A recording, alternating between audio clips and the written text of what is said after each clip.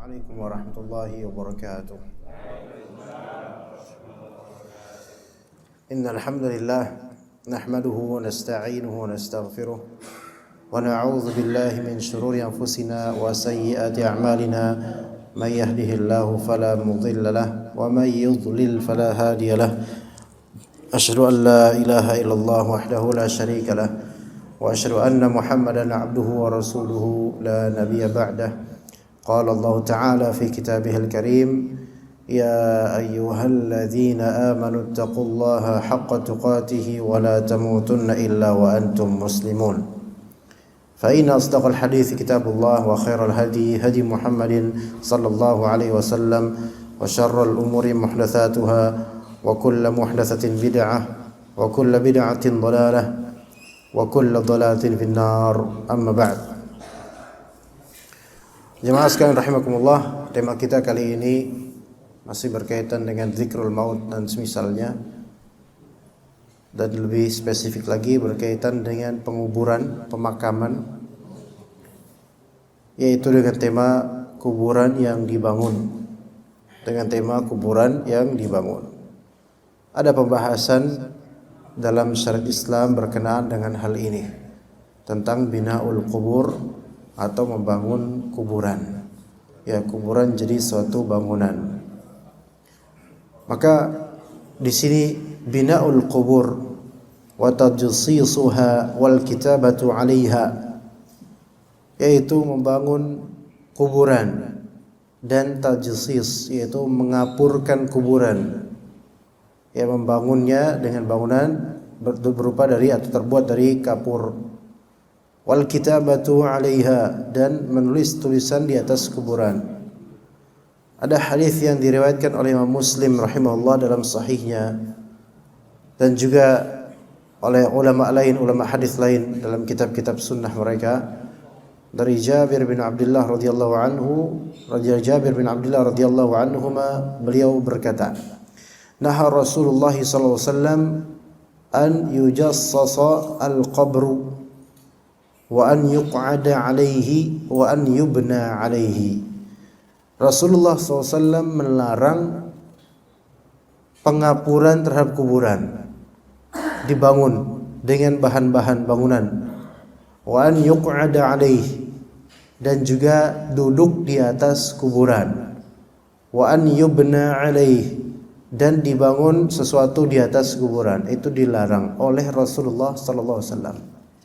Gimana? Pakai ini aja, lebih enak. Baik, syukuran. Baik, mana? Enggak ada suaranya enggak ada? Tes. Tes, bismillah. Oke, alhamdulillah.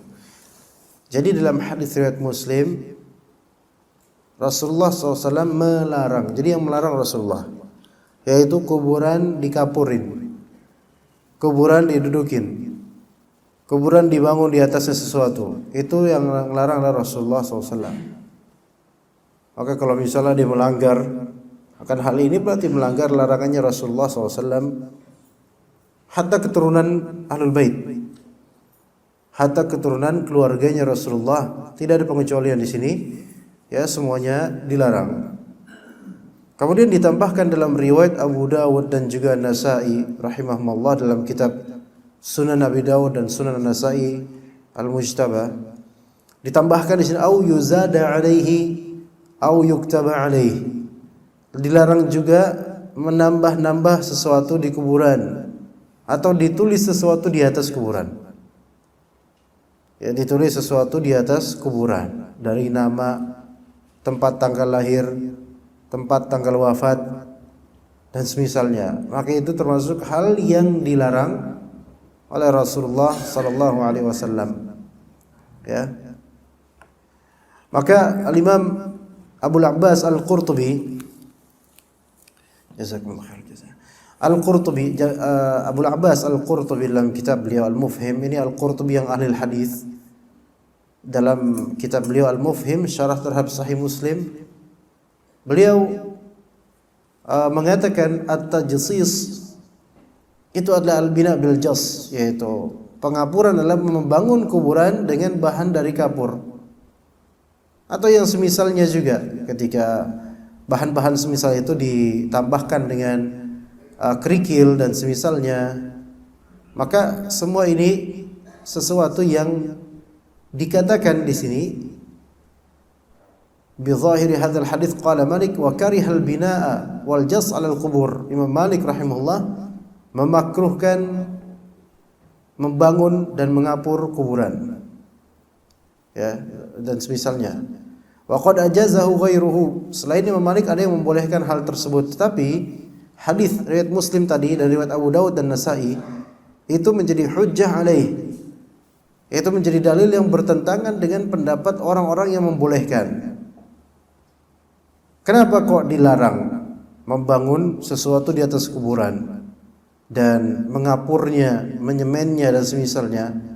Maka dikatakan oleh beliau, sebabnya adalah anna dzalika mubahatun wasti'malu zinatid dunya fi awwali manazilil akhirah.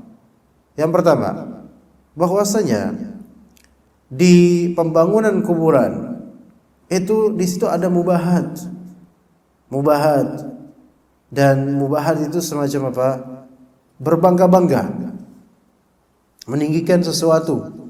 Wasti'malu zinatid dunya, dan menggunakan perhiasan dunia fi awwali manazilil akhirah, di awal derajat atau awal tahap akhirat. Jadi menggunakan perhiasan dunia di awal tahap akhirat. Dan memang kalau kita pikirkan, membangun sesuatu di atas kuburan, di atas kubur seseorang, baik hanya berupa ubin-ubin atau semisal cor-coran, apalagi kalau sampai berupa rumah, na'udzubillah min dzalik, maka ini sebenarnya melenceng dari hakikat kematian atau hakikat hari akhir atau keharusan seseorang menghadapi hari akhir. Bukankah dalam syariat kita, dalam syariat Islam, ketika muslim wafat atau muslimah wafat, maka dikafani, didoakan, dimandikan, didoakan, dikafani, dan kafan tersebut tidak berkantong, tidak diperbolehkan adanya harta yang dibawa ke kuburan. Namun kenapa ketika dikubur si mayitnya itu, dia hanya dengan helai-helai kain dan juga kafan yang sederhana, dan itu pun kelak akan membusuk juga semuanya kemungkinan besar. Namun kemudian justru bagian atapnya, yaitu bagian datarnya justru dibangun sesuatu yang jauh berlawanan dengan kain kafan tersebut, dengan esensi kekafanan itu. Ya, bahwasanya tidak dibutuhkan oleh mayit ini pembangunan seperti itu. Tidak bermanfaat sedikit pun untuk mayit. Maka pelarangan dan ini dilarang oleh Nabi SAW. Maka pelarangan ini diantara sebabnya adalah bahwasanya kegiatan semacam ini adalah sikap berbangga, sikap senang akan dunia dan mempergunakan perhiasan dunia untuk awal langkah akhirat, dan ini bertentangan. Ya, dan ini bertentangan. Kemudian yang kedua, kata beliau, wa tashabbuhun bima kana yu'azzimul qubura wa ya'buruha. Dan perbuatan menyemen kuburan dan semisalnya, apalagi sampai membuat rumah beratap di atas kuburan, ini merupakan penyerupaan terhadap pihak-pihak yang mengagungkan kuburan dan menyembah kuburan. Dan memang biasanya dilakukan oleh para ubadul kubur atau kuburiyun, para penyembah kuburan. Maka mereka membuat rumah khusus, ya, atau udah dikubur kemudian diubinin, dan kemudian dibuatlah rumah beratap dengan pernak-pernik dan seterusnya, foto-foto dan seterusnya. Maka ini semua tidak dalam Islam. Semua ini tidak ada dalam Islam, tapi ada di kaum muslimin. Dan ajaibnya banyak orang yang terperdaya dalam hal ini. Semakin kemudian dikeramatkan seseorang, semakin dia mendapatkan fitnah seperti itu. Yaitu kuburannya diperlakukan seperti apakah itu bermanfaat untuk kuburnya? Tidak bermanfaat sama sekali. Tidak bermanfaat sama sekali. Dan itu menyelisihi Nabi SAW. Karena Nabi melarang hal itu. Maka sekarang jemaah sekalian, kalau kita sudah well educated, ada yang S1, S2, S3, doktor dan seterusnya, kita alhamdulillah di antara kita dan punya pengalaman hidup. Dan sekarang malah masa modern, milenial dan semisalnya, yang mana ilmu itu bertebaran di mana-mana, pengalaman tersaksikan di mana-mana, maka kita dapatkan sekarang ibrahnya adalah bukan digelar seorang dai. Ibrahnya adalah bukan dia Habib atau bukan. Ibrahnya bukan dia keturunan siapa, bukan. Ibrahnya adalah sesuai sama Nabi Muhammad SAW atau tidak. Kalau tidak sesuai dengan sabda Nabi dan perintah Nabi atau larangannya, maka mau dia pun keturunan keluarga Nabi SAW, maka kita lebih memihak kepada bagaimana qala Allah dan qala Rasul. Karena kita akan ditanya nanti. Ditanya, kenapa kamu malah justru memberikan untuk keluargamu ubin untuk anakmu atau bapakmu dan seterusnya dari kubur-kubur itu? Akan ditanya. Dan wallahi di sini majelis ini, apa yang kita terilmui dengannya dan tersampaikan dari ilmu ini, kalau tidak diamalkan nanti malah dilanggar, itu akan ditanya di hari akhir. Ketahuilah kita tidak akan ditanya kenapa kamu menyelisihi Imam Malik, kenapa kamu menyelisihi Imam Syafi'i, kenapa kamu menyelisihi Habib Fulan, kenapa kamu menyelisihi Kiai Fulan. Tidak ditanya itu. Tapi kenapa kamu menyelisihi qala Allah, qala Rasul. Bahkan yang paling pertama kemudian di antara pertanyaan fitnah kubur, pertanyaan kubur kita nanti insyaallah adalah yaitu man rabbuk, siapa Rabbmu? Man nabiyuk atau man hadzal rajul, siapa orang ini? Muhammad Rasulullah. Jadi itu asyhadu an la ilaha illallah wa asyhadu anna Muhammadar Rasulullah. Ya, kita tidak diminta pertanggungjawaban akan menyelisihi tradisi atau menyelisihi habib tertentu atau kiai tertentu atau ustaz tertentu. Tidak ditanya itu. Bahkan wajib kita menyelisihi mereka ketika mereka menyelisihi Nabi kita alaihi salatu wassalam. Iya.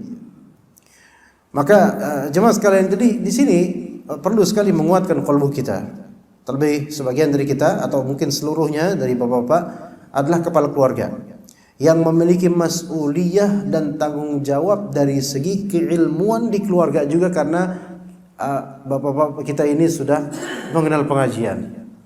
Maka memiliki ziyadatul ilm, tambahan ilmu yang mungkin tidak didapat di grup WhatsApp keluarga kita, melainkan alhamdulillah Allah berikan pada kita ilmu tersebut.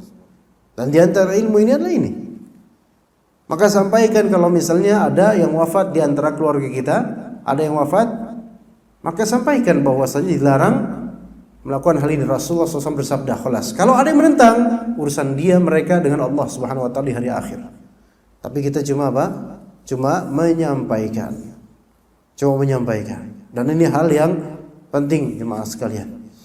Karena di antara penyebab hulu, penyebab kesyirikan dan penyebab kesyirikan di mana-mana itu berawal dari sikap berlebihan terhadap orang-orang saleh, terutama semasa wafat mereka. Dan di antara sikap berlebihan tersebut yang timbul darinya, dari sikap berlebihan itu adalah membangun kuburan. Nah sekarang muskilahnya, masalahnya juga adalah membangun kuburan itu sudah menjadi tradisi, semuanya pakai itu semuanya. Enggak cukup kalau cuma tanah doang, enggak cukup kalau cuma tanah liat doang, enggak, nanti hancur lah, kena banjir lah dan seterusnya. Perlu dipahami, ini alam barzakh. Fulan yang sudah dikubur di alam barzakh, khalas. Yang tersisa di alam dunia ini adalah hanya tulang belulangnya dan mungkin sebagian dari dagingnya kalau masih basah. Khalas. Kalaupun dia tersimbah banjir atau namanya hilang atau tertanam dengan pohon tertentu atau tertimbun dengan mayit lain, apakah itu berpengaruh terhadap keadaan dia di alam barzakh? Tidak berpengaruh. Ya. Jadi menghormati mayit muslim atau muslimah sesuaikan dengan sunnah, seperti jangan kita melangkahi atau naik atau menginjak atau duduk di atas kuburnya. Iya itu. Ya.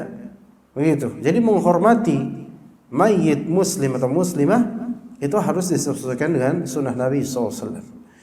Baik, kemudian dikatakan Al-Qurtubi diteruskan tadi dalam kitab Al-Mufhim, hadza an-nahy yanbaghi an yuqal huwa haram.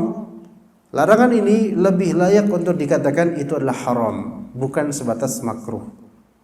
Ya, bukan sebatas makruh. Kenapa? Karena ada dalil yang menguatkan keharaman hal-hal ini seperti duduk di atas kuburan, mengapuri kuburan, membangun di atas kuburan, dan juga menambah-nambah kuburan dan menulis di atas kuburan, ini semua masuk ke dalamnya. Sebagaimana dalam hadis riwayat Muslim dari Abu Hayyaj Al-Asadi radhiyallahu anhu rahimahullah. Abu Hayyaj Al-Asadi berkata, qala li Ali bin Abi Thalib. Ali bin Abi Thalib berkata kepadaku, ala ab'athuka ala ma ba'athani alaihi Rasulullah sallallahu alaihi wasallam. Wahai Abu Hayyaj, mau enggak kamu aku utus dengan materi atau tema yang sebagaimana Rasulullah SAW mengutusku juga di atas tema tersebut. Maka begini, dulu kata Rasulullah begini, Rasulullah mengutusku, yaitu mengutus Ali untuk berdakwah atau nahi munkar ketika itu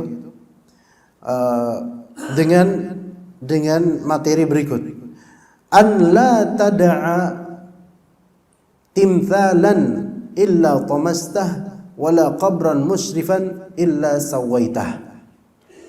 Janganlah engkau meninggalkan timthal, yaitu patung, kecuali tamastah, kecuali engkau harus menghancurkannya.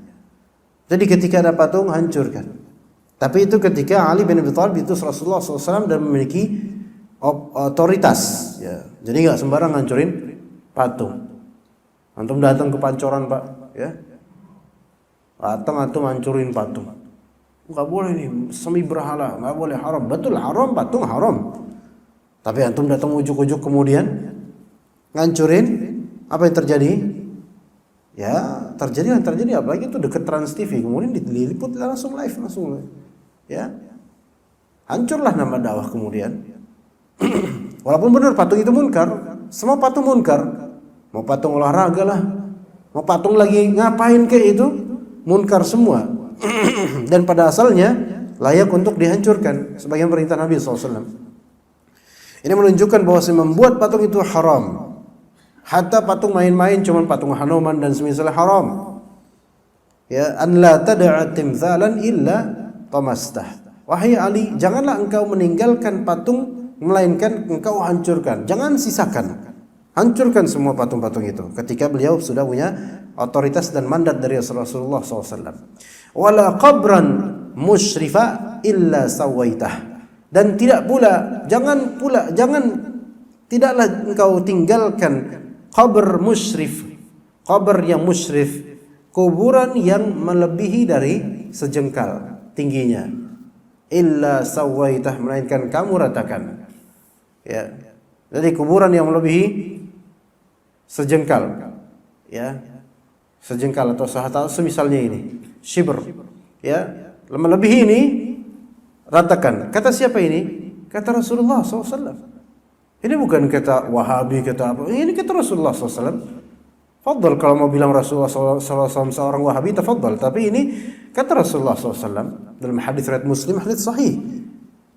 Ya, kalau mau ditakwil-takwilkan tafsir serampangan, ya itulah mereka itu. Kerjanya seperti itu, mempermainkan agama Allah dan hadis-hadis Nabi, ditafsirkan beginilah, begitulah dan seterusnya. Ya. Sampai ada seorang kiai yang juga anaknya seorang kiai yang disebut Gus lah pokoknya, ya, menafsirkan hadis Nabi SAW. Ini luar tema, tapi ini menunjukkan sebagian dari orang yang berdakwah itu mengajak kepada pintu jahanam dan menafsirkan serampangan sebagian hadis. Mengatakan, kan kita pernah dengarkan, tidak masuk malaikat, yaitu malaikat rahmat, tidak masuk rumah yang ada apa, Pak? Ada patung di dalamnya, ada gambar yang dimuliakan atau dipasang, atau ada anjing di dalamnya. Kebetulan Pak Gus ini, ya, Pak Gus Fulan lah, nggak usah disebut, adalah muridnya Pak Kiai yang ternyata Pak Kiainya sendiri memajang foto-foto banyak di rumahnya. Ini susah ini kalau meninggalkan tradisi kayak gini. Mau ngelawan Pak Kiainya, Pak Kiai kayak gitu, ahli menjejerkan foto di gambar-gambar para wali, ya. Para wali di dinding rumahnya. Maka ditafsirkan tuh demi melegalisir, membenarkan apa? Perbuatan guru-gurunya, kiai-kiainya, dan perbuatan dia mungkin. Apa kemudian ditafsirkan gini? Maksud dari bait, malaikat tidak masuk ke dalam bait yang di dalamnya ada patung dan juga kalb. Maksud dari bait di sini bukanlah rumah, tetapi bait di sini maksudnya adalah hati. Coba. Malaikat tidak akan masuk ke hati seseorang yang di dalam hati itu ada anjing dan patung-patung. Kan ngawur jadinya. Ini demi apa? Demi melegalisir atau demi membuat publiknya itu menganggap ternyata kiainya nggak apa-apa pakai masang-masang itu, ya. Jadi lihat di sini, nas-nas akidah aja, dalil-dalil akidah aja, banyak di antara mereka yang melencengkan tafsirannya ke tafsiran-tafsiran yang menyimpang dari hakikatnya. Yang akidah ajbani, apalagi hal-hal semisal ini. Iya. Baik, sekarang siapa di antara kita yang tidak mengimani bahwasanya Allah Ta'ala turun ke langit dunia di sepertiga malam terakhir? Ada hadisnya jelas. Tapi bagi mereka ini ditafsirkan, dibelokin. Yang turun itu bukan Allah, karena kalau Allah turun itu kayak makhluk dong, dan seterusnya dari retorika mereka. Yang turun bukan Allah, mereka apa? Yang turun adalah malaikatnya Allah, atau yang turun adalah rahmat Allah, yang turun adalah, dan seterusnya. Dari tafsiran mereka intinya menafikan Allah tidak turun ke langit dunia, nggak pernah turun. Kemudian dilogikakan oleh mereka. Kalau Allah turun ke langit dunia sepertiga malam terakhir, berarti Allah turun terus dong. Kan di setiap bagian belahan bumi pasti selalu ada sepertiga malam terakhir. Paham nggak maksudnya, Pak? Turun terus dong. Lah terus kalau Allah turun terus, nanti di atas arsy ada siapa? Nggak ada Allah dong. Tuh lihat, dipakai logika terus. Bingung, mereka bingung aja. Padahal kita Ahlus Sunnah cukup apa? Udah sami'na wa ta'na, percayai, imani, dan konsekuensikan dengan amal. Selesai. Nggak usah dipikir macam-macam. Kemudian akhirnya mereka tahajud juga belum tentu, dan seterusnya, ya. Jadi lihat, orang-orang seperti ini kadang-kadang udah hadisnya udah jelas, tapi dibelok-belokin. Itulah ahlul ahwa. Itu yang disebut ahlul bid'ah. Maka yang ahlul bid'ah itu disamakan para ulama, sinonim ahlul bid'ah adalah ahlul ahwa. Ahlul ahwa itu para pengekor hawa nafsu. Jadi kalau udah hawa nafsu yang menjadi panutannya, maka teks-teks ini bisa diubah tafsirannya sesuai dengan syahwat dan hawa nafsunya. Na'udzubillah min dzalik. Maka kata Nabi SAW, an la tada'a timthalan illa tamastah. Janganlah engkau tinggalkan patung-patung, melainkan engkau hancurkan seluruhnya. Wala qabran musyrifan illa sawaitah. Tidaklah ada kuburan yang musyrif, yaitu yang ngangkat lebih dari satu shiber, satu jengkal, melainkan engkau ratakan. Tapi makna ratakan di sini apa? Maksud dari ratakan, di sini katakan oleh Syekh Muzhiruddin Az-Zaidani dalam kitab Al-Mafatih fi Syarh Al-Masabih, wa laysa ma'na at-taswiyati huna ja'la al-qabri mustawiyan 'ala wajhi al-ard bihaitsu la yu'lamu annahu qabr. Maksud dari meratakan di sini bukanlah diratakan sampai kuburan itu sama dengan wajah bumi gitu aja, rata, flat gitu, sehingga enggak ketahuan mana yang kubur, mana yang bumi biasa. Bukan itu. Bal hadza la yajuzu fi quburil muslimin. Hal seperti ini enggak boleh di kuburan muslimin, yaitu jangan rata dengan tanah biasa gitu, enggak ada tanda-tanda ini kuburan, jangan. Karena nanti akan keinjak gitu loh. Orang enggak pernah tahu. Melainkan balis sunnatu an tuj'ala quburul muslimina murtafi'atan minal ardi biqadri shibr. Melainkan yang sunnahnya adalah kuburan-kuburan kaum muslimin itu memang diangkat, murtafi'ah, diangkat dari bumi pada datarannya, tapi dengan kadar shibr. Shibr yaitu apa? Ya sejengkal segini aja, Pak. Enggak usah tinggi-tinggi banget, segini aja. Dah selesai. udah begitu, udah selesai. Wala turfa'u aktsar min shibr, jangan diangkat lebih dari shibr, 1 jengkal. Maka kalau diangkat lebih dari 1 jengkal tanahnya, lebih lagi mungkin 1 meter lah, kemudian ditambah lagi dengan adanya kanopi lah atau dan seterusnya, maka ini bukan kuburan, ini kedai namanya, ya, bukan kuburan. Makanya seperti disebut apa? Disebut qabran musyrifa, yaitu kuburan yang diangkat, yang diharamkan, yang tidak boleh. Maka kata Imam Asy-Syafi'i dalam kitab Al-Um, wa uhibbu an la yubna al-qabru wa yujassas. Aku menyukai kubur itu tidak dibangun dan tidak dikapurin. Fa inna dzalika yushbihu zinata wal khuyala. Hal seperti itu menyerupai perhiasan dan juga sifat sombong, kesombongan duniawi. Lihat kuburan sebagian dari tokoh-tokoh yang diagungkan oleh sebagian dari orang-orang pengajian salawatan dan seterusnya. Sampai kita lihat di makamnya kemudian pasti lebih dari 1 shibr. Kemudian di bagian kepalanya ada fotonya dan dihamburkan dengan apa? Bunga-bunga. Wallahi ini semua tidak ada dalam Islam.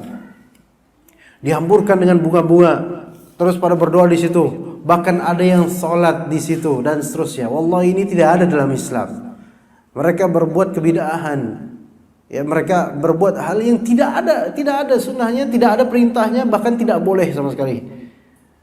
Maka mana kemudian anjuran Imam Syafi'i yang mana hal-hal seperti itu merupakan perhiasan dan kesombongan, khuyala. Walaisal mautu mawdi'u wahidin minha. Kematian itu bukanlah hal yang relevan untuk dihiasi dan disombongi. Iya loh, lihat nih. Makamnya ini beda karena dia itu khusus ada di suatu daerah Jakarta lah, ya, makam yang khas dari satu pemakaman, dari seluruh pemakaman Arab, ya, Arab Indo maksudnya. Ada pemakaman keluarga yang khusus, ya, mungkin kalau misalnya kita katakan lebarnya ini, ya, diameternya dari sini lebar sampai ke tiang itu seginilah. Ini hak, karena ini daerah anak dulu, kelahiran anak di situ. Nah, kemudian ada ini makam keluarga, sekitar 4 atau 5 makam, dan ada 1 makam yang dikhususkan yang dikasih apa? Dikasih kiswah. Udah kayak Ka'bah, persis kayak Ka'bah. Ya, mungkin sebagian orang bakal tawaf di suatu waktu tertentu di Ka'bah, wannabe itu. Ya, itu kemudian ini berarti apa? Dan di pintu masuknya di atasnya dipasang bukan foto, lukisan mayit yang paling keramat di situ. Wafatnya kapan? Di zaman penjajahan Belanda dulu. Yang saya pikir, dari mana kita tahu mukanya Syekh Fulan mukanya seperti itu, mana kita tahu? Mana riwayat sanad wajahnya gitu loh. Melainkan ngarang-ngarang mereka sendiri, yang penting kelihatan Arab, kemudian Masya Allah kayak gitu wajahnya. Dari mana riwayatnya kok bisa itu wajahnya?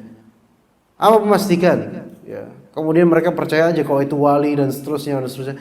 Dikhususkan kuburan itu di antara kuburan-kuburan lain yang di luar dari rumah kuburan tersebut. Yang lainnya ada kuburan-kuburan lain. Maka ini lihat ini zina, perhiasan duniawi, dan terangnya ini sama kayak gini. Udah kayak Alfamaret terangnya, Masya Allah. Padahal kuburan. Ya, kemudian juga di bagian pintunya juga ada kendi besar, bukan gentong Pak, kendi besar. Udah kayak zaman Wiro Sableng gitu, kendi besar, dan ada air kembang di situ.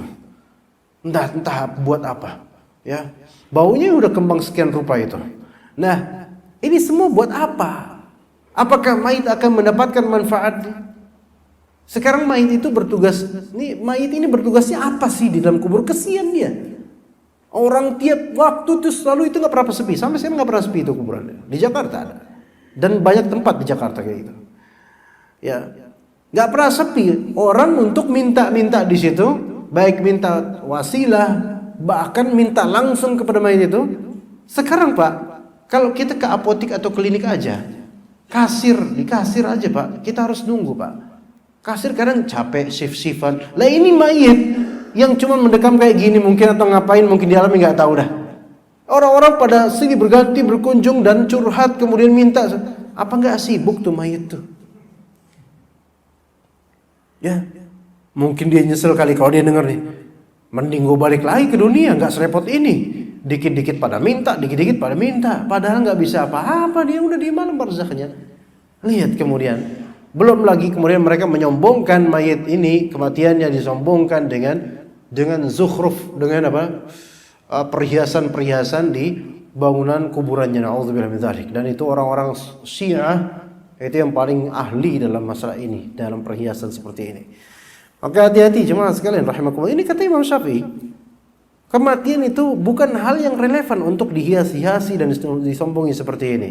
Walam ara qubural muhajirin wal ansari mujassasah. Aku tidak pernah melihat adanya kuburan sahabat muhajirin, sahabat ansar dari Mekah atau Madinah yang dikapurin, tidak ada, kata beliau. Iya. Wa qad ra'aitu minal wallati man yahdimu bi Makkah ma buni 'alaiha. Dan aku malah justru pernah melihat di antara wulat, yaitu para pemilik otoritas pemerintahan Mekah di zamannya beliau, pemerintahan Mekah, karena beliau juga pernah di Mekah asalnya. Beliau pernah di Mekah, belajar di Mekah. Aku pernah melihat pemerintah Mekah ketika itu menghancurkan hal yang dibangun di atas kuburan, dihancurkan sama pemerintah di Mekah. Falam aral fuqaha ya'ibuna dzalik. Aku tidak pernah melihat para ahli fikih itu kemudian mengkritik penghancuran kuburan-kuburan tersebut. Ahli fikih mereka ketika itu enggak masalah, bahkan itu yang lebih baik bagi mereka. Lihat, beda dengan sekarang. Coba kalau misalnya ada di antara kita nih, misal di daerah kabupaten apa ya, bupatinya kemudian kemudian memerintahkan itu ada kuburan dikeramatkan, kata Nabi SAW begini. Coba hancurkan bagian-bagian yang melebihi dari 1 shibar dan sisakan hanya tanah liat saja. Kira-kira apa reaksi dari kaum muslimin Indonesia? Apa reaksinya, Pak? Ngamuk gak? Ngamuk. Apa alasannya? Kita harus menghargai tradisi lokal, kearifan lokal, perbedaan, kita harus toleransi. Itu yang didengungkan siapa? Itu didengungkan oleh para antek iblis dan syaitan. Sekarang itu kan kayak gitu. Kearifan lokal, ya, diangkat-angkat oleh para YouTuber juga sekarang tuh. Kearifan lokal lah, toleransi lah dan seterusnya. Ya, gini kita bawa dalil, langsung kadrun kita, jadi kadrun semuanya kita. Wah, kadrun ini dikit-dikit dalil, dikit-dikit dalil. Islam itu kan asyhadu an la ilaha illallah wa anna Muhammadar Rasulullah. Berarti kan qala Allah dan qala Rasul. Ya kan? Itu awal dan akhir kita. Keislaman kita dari situ. Akidah kita dari situ. Kemudian ibadah kita juga berdasarkan ikhlas dan mengikuti Rasulullah SAW. Di kubur kita juga kan nanti di alam barzakh bakal ditanya itu juga. Man rabbuk? Allah Subhanahu wa taala. Siapa nabimu? Nabi Muhammad SAW. Enggak ditanya di akhirat kita nanti. Kearifan lokal apa yang telah engkau lestarikan? Ditanya, kearifan lokal apa yang telah engkau lestarikan? Toleransi apa yang telah engkau jaga di Indonesia ini? Ini sekarang kan toleransi lah. Kalau enggak toleran, radikal. Masya Allah. Ya. Tapi kita juga jangan kebablasan juga. Jangan serta-merta kemudian kita enggak punya otoritas, kita hancurkan kemudian, jangan. Ada pernah bertanya kepada Syekh Saleh Al-Aidan. Syekh Ana guru yang mengajarkan kitab Al-Qaul Mufid, syarah kitab Tauhid dan syarah akidah Tahawiyahnya Ibnu Abil Aziz Al-Hanafi. Ana tanya ke beliau, Syekh, ana mau tanya, ya pakai bahasa Arab, karena beliau orang Saudi asli, muridnya Syekh Utsaimin. Di daerah ana, di Jakarta yang tadi ana sebutin, itu ana ceritakanlah kuburan-kuburan itu. Beliau bilang apa? Beliau tanya balik ke arah. Itu kuburan-kuburan itu baru kemarin sore dibikin atau sudah bertahun-tahun? Ada bilang, ya sudah bertahun-tahun lah Syekh. Mengubah sesuatu yang sudah bertahun-tahun mendekam seperti itu, nggak bisa mengubahnya dalam sekejap. Maka ubahlah perlahan-lahan, mungkin baru tahun sekian baru kamu bisa mengubahnya. Masya Allah. Ya betul juga, kita nggak bisa secara instan kemudian tiba-tiba kita arak-arakan, kita hancur-hancurkan segera, padahal kita bukan pemilik otoritas, nggak bisa. Bahkan pemilik otoritas sendiri, apalagi zaman seperti ini, dengan sistem seperti ini, ya nggak bisa melakukan itu. Kenapa? Karena mindset masyarakat itu masih banyak yang pro dengan hal-hal seperti ini. Lah terus bagaimana nanti tugas kita? Masa kita tinggal diam? Jangan tinggal diam. Lalu gimana? Ajarkan. Majelis ilmu itu kuncinya. Bukan turun ke jalan, Pak, nggak bisa turun ke jalan. Kita memproklamirkan ke jalan kemudian langsung kita tahdzir orang-orang, nggak bisa. Majelis ilmu. Ilmu dulu. Dengan ini kemudian bapak-bapak sebagai kepala keluarga dan orang yang dihormati di keluarga, kabarkan pada mereka hadis-hadis ini. Bukakan mereka dengan izin Allah Subhanahu wa taala dengan hadis-hadis ini. Biarkan mereka tahu, mikir kemudian, terangkan kepada mereka. Yang penting pernah dengar dulu. Kuncinya itu dulu. Nanti kemudian mungkin kapan-kapan teringat lagi dengan hadis ini. Insya Allah hidayah pun itu hidayah terbuka buat mereka. Insya Allah. Itu caranya gitu. Jadi smooth dan juga pelan-pelan tenang. Kita tidak dibebani orang langsung dapat hidayah dengan kita. Enggak dibebani. Tapi kita dibebani yaitu berilmu dulu, belajar dulu, kemudian sampaikan. Adapun orang dapat hidayah, innaka la tahdi man yasha.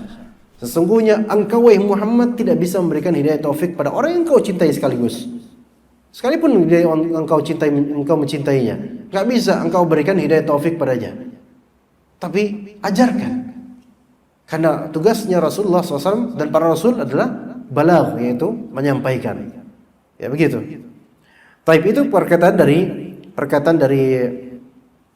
Imam Syafi'i dan dalam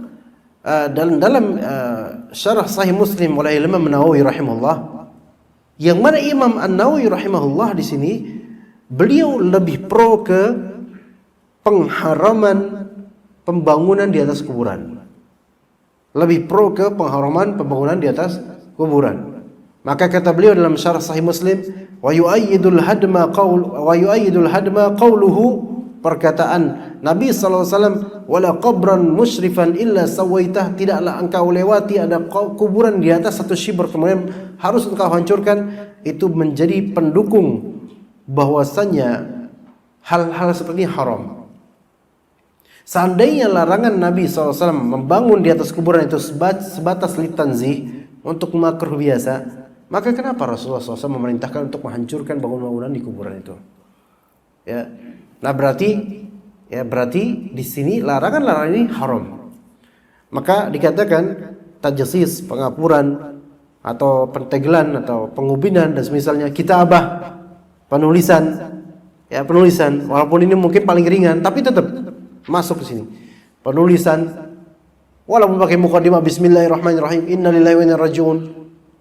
Ya, terus nama fulan bin fulan atau fulan binti fulan, tanggal lahir, tanggal wafat, doa mungkin dilarang. Siapa yang larang? Ustadz ya? Bukan, Rasulullah SAW dalam Sahih Muslim. Nahan Nabi SAW diantaranya apa? Wa an yuktaba alaih, ditulis di atas kuburan. Tapi Ustaz, gimana kalau misalnya ntar nggak ketahuan dong kuburan kakek kita siapa? Tahu insya Allah. Sebenarnya ini kita nggak ketahuan kuburan siapa itu karena apa? Karena kita udah bergantung pada sesuatu yang menjadi patokan berupa tulisan. Coba kalau misalnya nggak bergantung dengan itu, mungkin bergantung pada tanda lainnya mungkin. Ya, mungkin batunya beda atau dekat dengan pohon tertentu dan pohon tersebut jangan ditanam di kuburan karena ada larangan juga, hal seperti itu ada larangan juga. Ya, kemudian kita sedikit tambahkan di antara hal yang juga perlu dikoreksi dalam masalah penguburan atau pemakaman, bina'u maqa'ida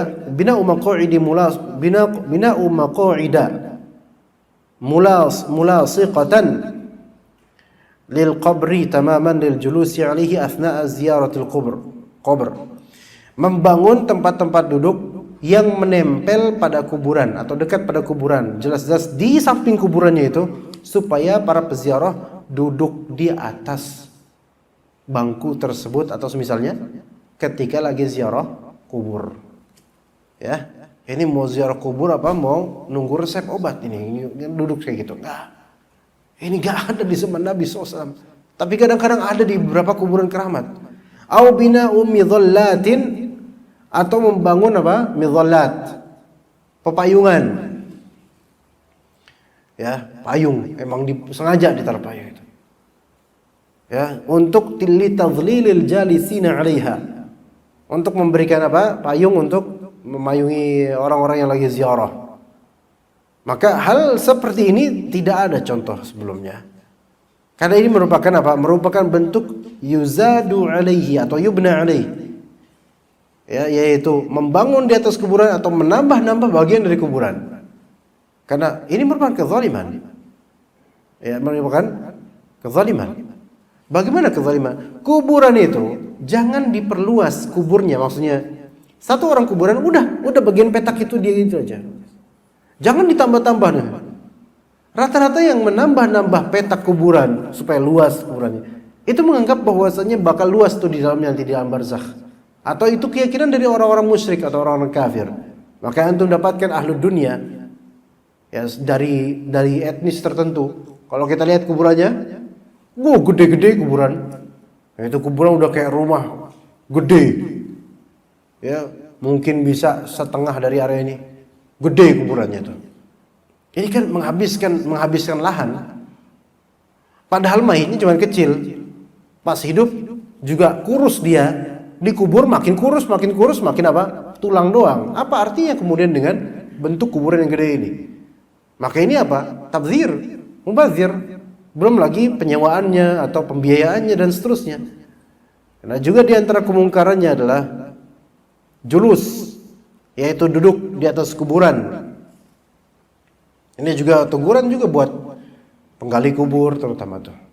Ya, duduk di atas kuburan. Kata Nabi SAW, la tajlisu 'alal qubur. Janganlah kalian duduk di atas kuburan. Kata beliau SAW dalam riwayat lain, li'an yajlisa ahadukum 'ala jumratin fatuhriqa thiyabahu fatakhlusa ila jaldihi khairun lahu min an yajlisa 'ala qabr. Ya, insyaallah kita lanjutkan habis adzan insyaallah taala. Sallallahu ala nabiyina Muhammad wa ala alihi washabbihi ajmain. Baik.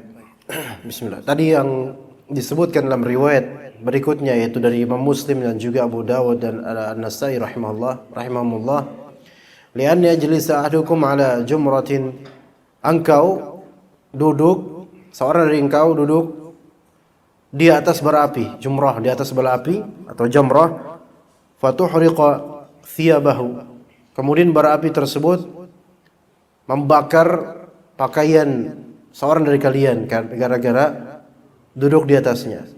Fatakhlusa ila jaldihi, kemudian pembakaran tersebut merambat ke kulit, bukan hanya pakaian saja. Itu lebih baik. Jadi kebakar dengan duduk di atas bara api, dan bara api itu membakar pakaian dan membakar kulit kita, itu lebih baik daripada seorang dari kalian duduk di atas sebuah kuburan. Jadi ini duduk di atas sebuah kuburan merupakan di antara dosa-dosa besar. Merupakan dosa-dosa besar, tidak boleh. Ini di antara sunnah Nabi SAW, maksudnya di antara sunnah yaitu hadis Nabi SAW yang perlu kita ikuti. Memuliakan kuburannya dengan cara tidak melangkahi atau tidak nginjek kuburan tersebut atau duduk di atas kuburan tersebut itu.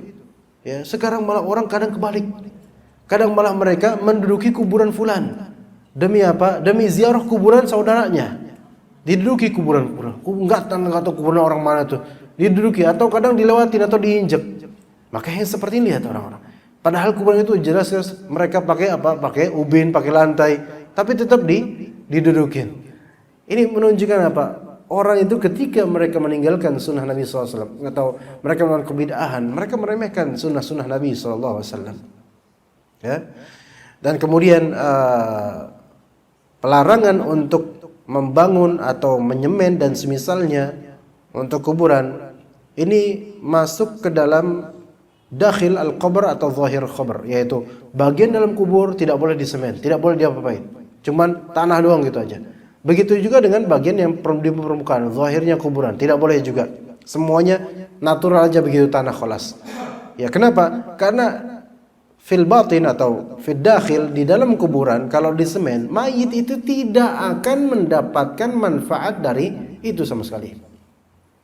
Itu satu. Kemudian adapun di bagian atasnya dibangun tertentu hal-hal tertentu dari bangunan-bangunan, maka ini akan menjadikan kubur tersebut sebagai kubur yang musyrif, yaitu yang melebihi batasnya, melampaui batasnya dan menjadi zahir, dan itu akan menjadi apa? Selain dilarang oleh Nabi SAW, itu akan menjulur kepada apa? Kepada sikap hulu, berlebihan, kesombongan, makin tinggi makin sombong. Makin tinggi makin sombong. Dan itu orang-orang kafir yang seperti itu. Kuburan-kuburan mereka, kuburan Islam sederhana aja. Karena zahir dari kuburan ini hanyalah bagian tanah-tanah yang ada di alam dunia. Yang terpenting bagi mayit ini adalah keselamatan dia di alam barzakh dan kemudian di hari akhir. Itu yang terpenting.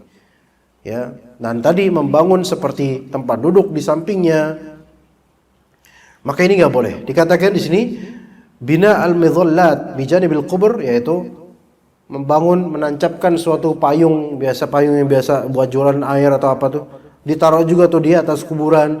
Enggak, hal-hal seperti ini tidak ada contohnya. Tapi kan panas, Ustaz. Dulu di zaman Nabi orang ziarah kubur juga panas, bahkan lebih panas pada pasir malah.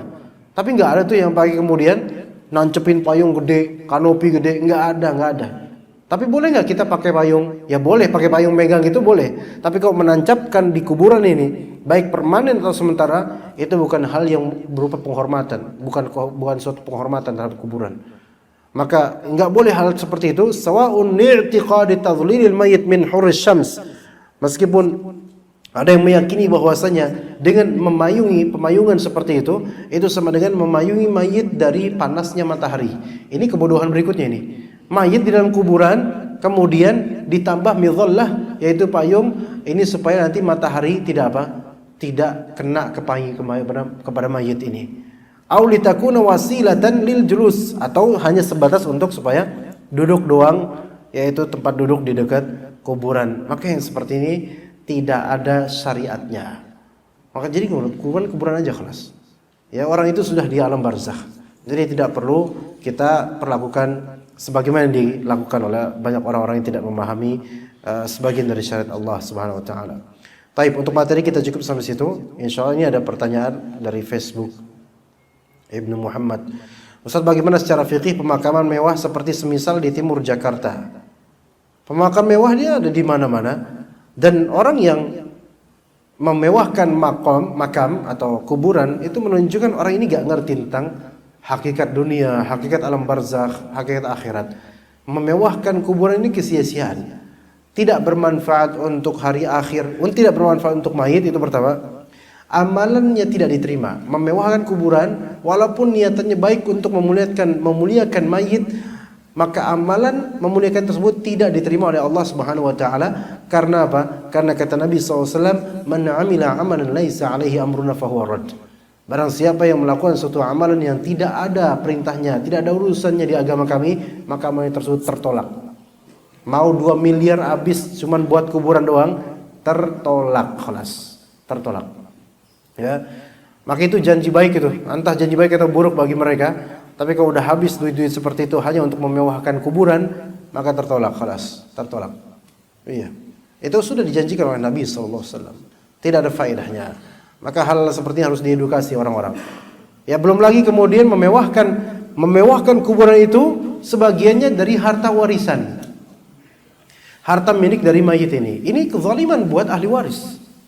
Padahal itu harta mayit dah, kalau selesai mayit wafat, dan ada bagian dari harta waris yang harusnya dibagikan pada ahli waris, tapi kemudian mungkin kakak tertuanya atau orang tertuanya di situ, sepuhnya, udah bagian ini sekian persen dari ini kita harus sumbangkan buat memuliakan kuburan sang mayit. Enggak, ini khata.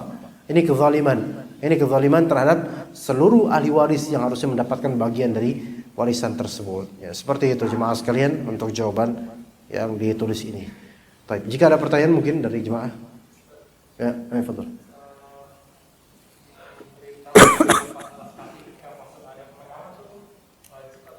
Itu sunnah. Perintah Nabi SAW, dan itu sunnah. Walaupun dalam salah satu hadis Nabi SAW beliau sangat keras ketika ada seorang sahabat lagi jalan, kemudian dia masih pakai sendalnya. Kemudian Rasulullah SAW menegur dengan keras, "Wahai fulan, apa ini? Lepas." Ketika pria itu, sahabat tersebut melihat, kemudian ternyata yang ngomong Rasulullah baru dia lepas. Tapi para ulama mengatakan bahwasanya kalau untuk ini hukumnya tidak sampai haram, melainkan makruh, sehingga memakai sendal di kuburan itu makruh, disebutkan oleh para ulama sebagai bagian bukan dari hal yang diharamkan, karena itu merupakan sebatas adab di kubur, tidak sampai kepada hal-hal yang diancam.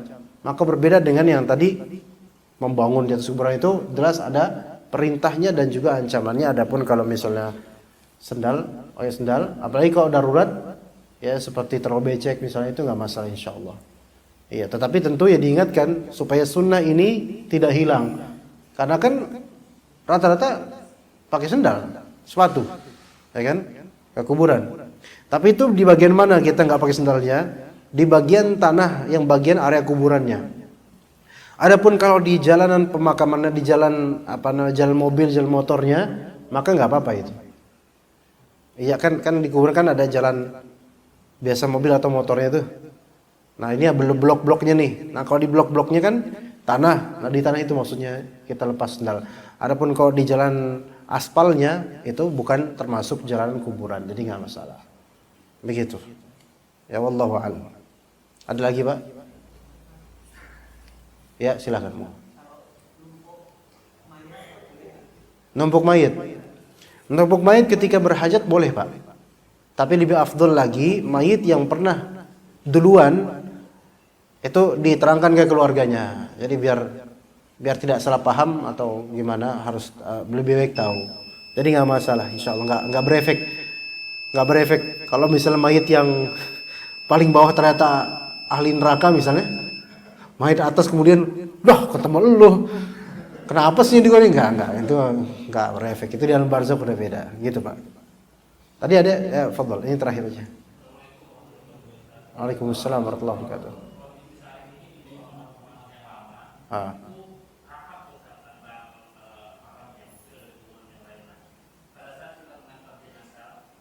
Kita baru dasar apa Pak?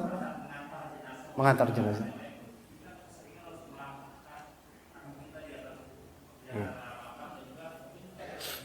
Ya. Taib, terima kasih Pak. Jadi ketika di beberapa pemakaman itu sangat rapat, sehingga mau nggak mau ketika kita berkebutuhan untuk meletakkan jenazah atau menguburkannya, ya mau nggak mau kita melangkahkannya. Maka ini karena darurat ya, nggak bisa gitu. Maka semoga Allah maafkan, tidak masalah insyaallah. Adapun yang betul-betul dilarang secara mutlak adalah memang yang orang ini nggak ada kepentingan, dia memang duduk padahal dia mampu tidak melakukan hal seperti itu. Ya. Adapun kalau misalnya memang mau nggak mau harus seperti itu melangkahi, maka ini hanya orang yang berkepentingan saja yang diperbolehkan, Pak. Adapun orang yang cuma melihat bisa dari jauh aja, itu nggak usah melakukan itu. Dia cukup melihat dari jauh aja, nggak harus dari dekat. Tapi memang asalnya sunnah Nabi SAW dalam penguburan bahwasanya orang-orang mendekat ke pemakaman untuk melihat. Ya, sebaiknya. Tapi kalau emang nggak bisa karena banyak yang rapatnya kuburan, maka jangan, karena larangan ini lebih didahulukan. Tapi kan nggak mungkin orang dari jauh dilempar aja mayatnya dari jauh, supaya nggak mungkin, melainkan harus melewati itu. Maka lewati tafadhal. Ya mudah-mudahan nggak masalah insyaallah. Ya oke, baik. Ya, iya Pak, sahabat. Ya Pak. Waalaikumsalam warahmatullahi wabarakatuh.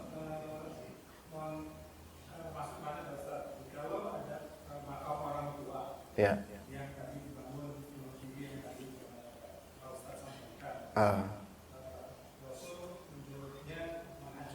Ya.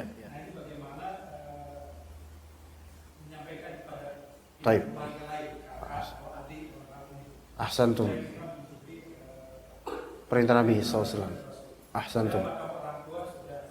Udah established ya, udah seperti itu ya. Qadarullah. Jazakumullah khairul jaza, itu pertanyaan bagus banget. Jadi bagaimana kalau kuburan orang tua kita atau keluarga kita sudah terlanjur established seperti itu, udah terbangun seperti itu, sementara kita mungkin dulu nggak ngerti, atau kita ngerti cuman kita nggak bisa berbuat apa-apa, ya kita berkewajiban untuk menyampaikan aja. Kita nggak berkewajiban untuk melakukannya segera, tapi sampaikan aja hadis Nabi SAW dan penjelasannya sedikit, mungkin di grup WhatsApp keluarga mungkin ya, atau mungkin kalau grup WhatsApp keluarga nanti bakal ribut, mungkin pertama-tama ke antar individu dulu, ya sampein. Nanti kan lama-lama bisa ngumpul, bisa ketemu, mudah-mudahan bisa terrealisir gitu ya. Tapi kalau memang terjadi penolakan, maka di sini lihat maslahat dan madaratnya. Lihat maslahat dan madaratnya. Kalau ternyata, jadi jangan sampai maslahat individual atau maslahat yang sifatnya mikro itu menghasilkan madarat yang sifatnya makro atau besar. Seperti keluarga ribut misalnya. Ini kan lebih besar gitu loh. Akhirnya dakwah terhenti gara-gara ini. Maka Bapak lebih bijak dalam menilai dan lebih tahu karakter keluarganya bagaimana.